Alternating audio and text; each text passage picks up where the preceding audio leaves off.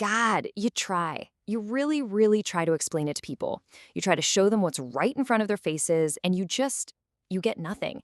Just this blankness. It's exhausting. This whole thing, this system of systems, it's not a theory. It's the water we're swimming in. And this is what you get, this kind of crab. Or people asking these incredibly deep questions like, how do I revoke my soul contract with the Vatican? Which is a real, valid question to be asking.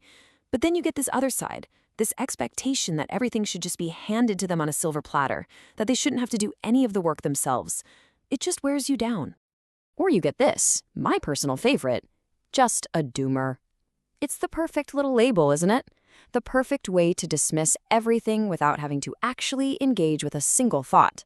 It's a conversation ender, a way to just shut it all down so you can go back to sleep. And then there's just this. Outright hostility. They don't see it. They don't want to see it. It's like they're in a prison, but they can't see the bars. And what's worse, they're not just ignoring them. They're actively polishing them, defending them. They're helping maintain the very thing that's got them trapped. And you have to understand, this isn't just random chaos. It's not an accident. There's a blueprint, an architecture to all of this. It's a plan that's been in motion for generations, a slow, methodical takeover, spiritually, legally, and now technologically. I mean, you want to know how far back this goes? We're talking 1302, a papal decree, Unam Sanctam. Sounds like dusty old history, right? Wrong. That document laid the spiritual claim of ownership over every single human soul.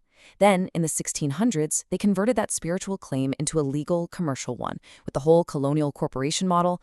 And the final piece of the puzzle, the modern piece, your birth certificate. That piece of paper isn't a record of your birth. It's the creation of a legal fiction. It's the title deed that allows the state to treat you like an asset. This isn't history. It's a living contract. And that legal fiction, that's the strawman. Ever notice how your name is in all caps on your driver's license, on your bank statements? That's not you. That's not the living, breathing person. That is a corporate entity, a legal double that the state created and owns. And they use it as collateral against the national debt. They literally assign it a CUSIP number, the same kind of ID they use for stocks and bonds, and they trade it. You're just walking around living your life, unknowingly acting as the CEO for this little corporation that they own. But here's the thing. That whole system of paper control, that's the old way. The legacy system.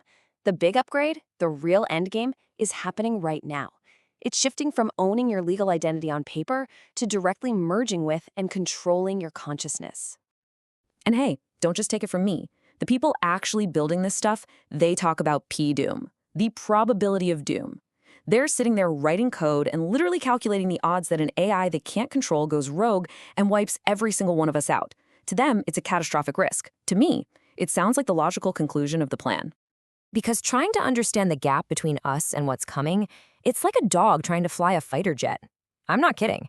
We can't even comprehend the level it will operate on. It won't have to be evil or malicious. It'll just see humanity as inefficient, obsolete, a messy biological problem that needs to be cleaned up with cold alien logic. It's all part of this insane feedback loop. Just think about the progression.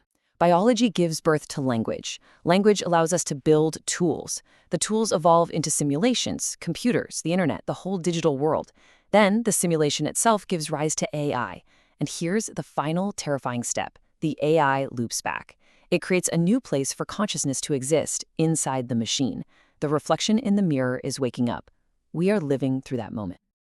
So, yeah, it all sounds completely hopeless, doesn't it? A system built over centuries, culminating in some God-level AI. But the entire thing, this massive, terrifying structure, it all hinges on one tiny little thing: your consent. It's all contract law. And this is the part that paralyzes everyone.